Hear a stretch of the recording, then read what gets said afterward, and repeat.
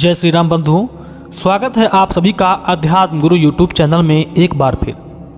बंधुओं, कौन था वह राजा जिसने रावण को जेल में डाल दिया था, यानी कारागार में डाल दिया था? उनके बारे में आज मैं आपको अवगत कराने जा रहा हूँ। मित्रों, यह कथा वाल्मीकि रामायण के उत्तरकांड से ली गई है, जिसमें स्वयं महर्षि अगस्त्य जी इस कथा को श्री राम जी को सुनाते हुए बता रहे हैं कि रावण कितना शक्तिशाली था, उसने कितने राजाओं को पराजित किया था और दिग्विजय के लिए निकलता था तो बिना किसी राजा को हराए वापस नहीं लौटता था।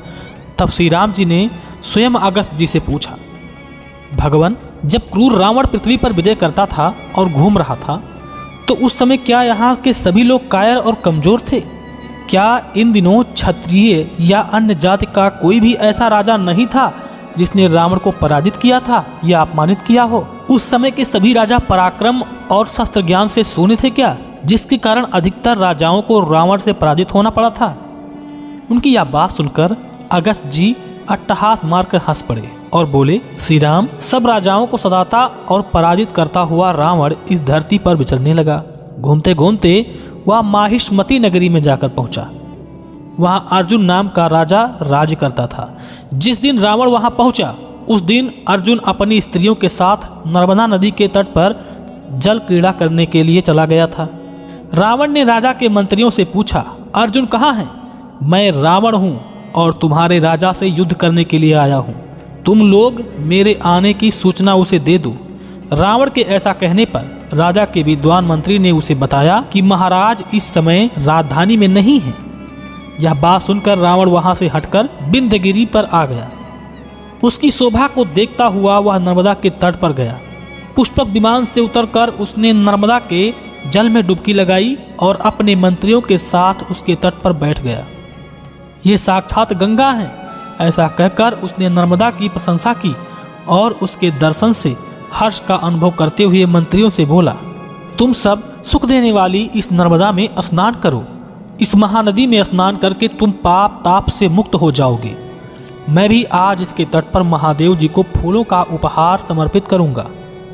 रावण के ऐसा कहने पर प्रहस्त, सुक, सारण, महोदर और धूम्राक्ष ने नर्मदा में स्नान किया तथा रावण के शिव पूजन के लिए फूल जुटाने के लिए चले गए।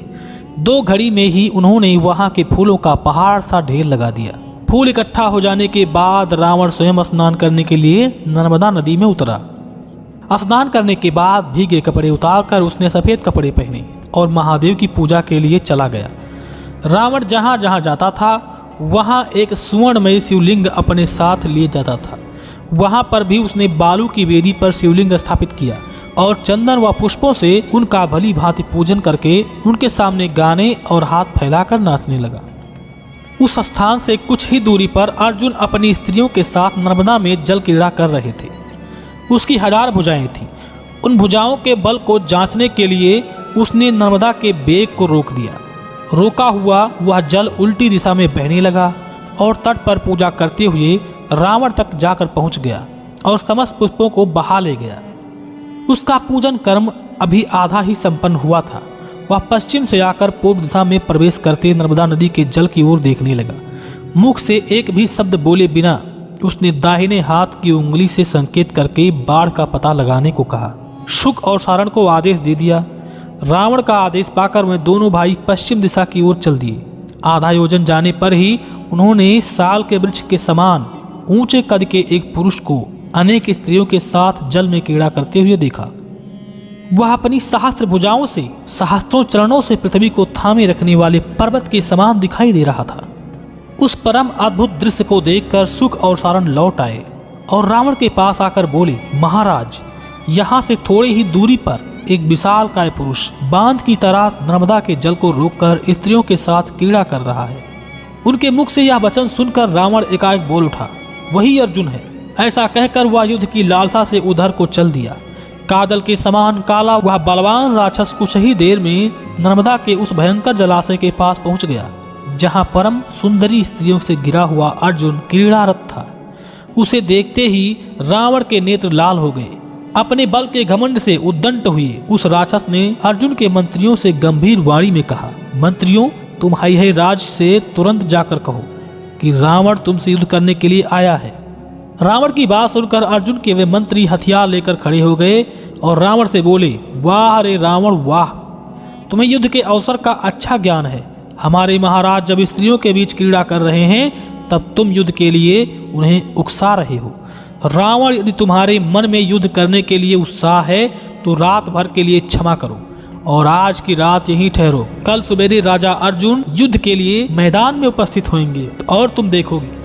और अगर तुम्हें जूझने के लिए ज्यादा जल्दी लगी है तो पहले रणभूमि में हम सबको मार गिराओ, उसके बाद ही महाराज अर्जुन से युद्ध कर पाओगे।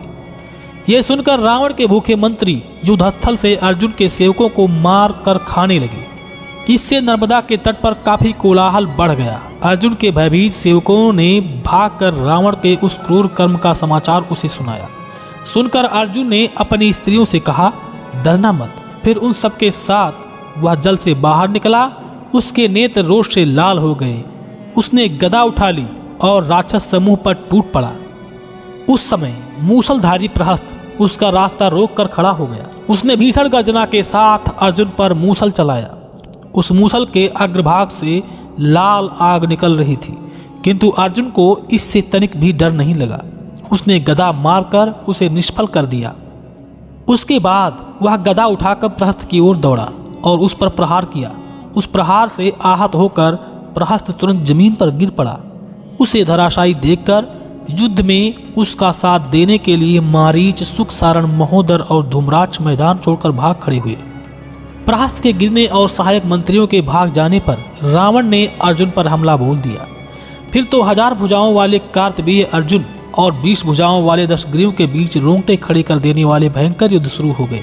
एक दूसरे पर घात प्रघात करते हुए ना तो अर्जुन थकता और ना ही रावण। इसी बीच अर्जुन ने रावण के दोनों स्तनों के बीच पूरी ताकत से गदा से प्रहार किया, परंतु रावण तो वर के प्रभाव से सुरक्षित था। छाती से वेगपूर्वक टकराते ही वह गदा 2 टुकड़े होकर जमीन पर गिर पड़ा। फिर भी उसकी चोट से आहत होकर रावण 2 हाथ पीछे हट गया और चीख कर जमीन पर बैठ गया। उसे व्याकुल देखकर अर्जुन ने सहसा उछलकर उसे दबोच लिया, जैसे झपट्टा मारकर किसी सांप को गरुड़ ने दबाया हो। रावण को अपने वश में करके वह हर्ष तिरेक से मेघ के समान बारंबार गर्जना करने लगा। इसके बाद प्रहस्त ने होश संभाला। दशमुख रावण को बंधा हुआ देखकर वह कुपित होकर अर्जुन की ओर दौड़ा, लेकिन अर्जुन ने उसके द्वारा फेंके हुए सभी अस्त्रों को वापस उसी ओर फेंक दिया और बंधे हुए रावण को लेकर अपने नगर में आ गया। श्रीमान रावण को पकड़ लेना हवा को पकड़ लेने की समान था। कार्तवीर्य अर्जुन द्वारा उसको बांधकर अपने कारागार में डाल देने की बात देवताओं के मुख से पुलस्त जी ने जब सुनी, यद्यपि वे महान धैर्यशील थे, तथापि संतान के प्रति होने वाले स्नेह के कारण परवश हो गए और अर्जुन से मिलने के लिए उसकी नगरी के भूतल में चले गए। अर्जुन के सेवकों ने उन्हें पहचान कर राजा को उनके आगमन की सूचना दी। पुलस्त जी के आगमन की सूचना पाकर अर्जुन सिर पर अंजलि बांधे उन तपस्वी मुनि की अगवानी के लिए खड़ा हुआ। उसने उनके चरणों में आदरपूर्वक प्रणाम किया और गदगद स्वर में बोला, महात्मन, आपका दर्शन परम दुर्लभ है, फिर भी आज मैं आपके दर्शन का लाभ पा रहा हूँ। यहाँ पधार कर आपने महिष्मती नगरी को गौरवशाली बना दिया है। ये ब्राह्मण, यह राज्य, ये स्त्री पुरुष और हम सब लोग आपके ही हैं। आज्ञा दीजिए, हम आपकी क्या सेवा करें। तब पुलस्त जी ने अर्जुन के धर्म अग्नि पुत्रों का कुशल समाचार पूछकर उससे कहा, वीर नरेश, तुम्हारे बल की कहीं सीमा नहीं है, जिसके भय से समुद्र और वायु भी उसकी सेवा में उपस्थित होते हैं। तुमने मेरे उस वीर पौत्र दशग्रीव को बांध कर रख लिया है। ऐसा करके तुम मेरे इस बच्चे का यश पी गए हो और सब जगह अपने नाम का ढिंढोरा पीट दिया है। बस अब मेरे कहने से तुम दुशासन को छोड़ दो, या तुमसे मेरी याचना है। पुलस्त जी की इस बात को सुनकर सिरोधार करके अर्जुन ने उसके खिलाफ कोई बात नहीं की। बड़ी प्रसन्नता से उसने उस देवद्रोही राक्षस रावण को मुक्त कर दिया। मुक्त करके उसने दिव्य आभूषण, माला और वस्त्रों से पूजन किया और अग्नि को साक्षी बनाकर उसके साथ ऐसी मित्रता का संबंध स्थापित किया जिसके द्वारा किसी प्रकार की हिंसा न हो। अर्जुन द्वारा छोड़े गए रावण को पुलस्त जी ने हृदय से लगा लिया और उसके बाद में पुनः ब्रह्मलोक को चले गए।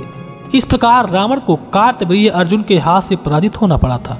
मित्रों, ये थी कथा और ये था वो राजा जिसने रावण को कारागार में बंद कर दिया था। उस समय स्वयं उसके बाबा पुलस्त ऋषि को छुड़ाने के लिए आना पड़ा था। मित्रों, अगर यह वीडियो आपको पसंद आया हो तो कृपया वीडियो को लाइक करें, अपने मित्रों के पास भी शेयर करें और चैनल पर नए हैं तो चैनल को सब्सक्राइब कर लें ताकि आगे आने वाले वीडियो की जानकारी आपको सबसे पहले मिल जाया करे। लेते ही आपसे इजाजत, मिलेंगे फिर ऐसे ही खास जानकारी के साथ। तब तक के लिए जय हिंद, जय भारत।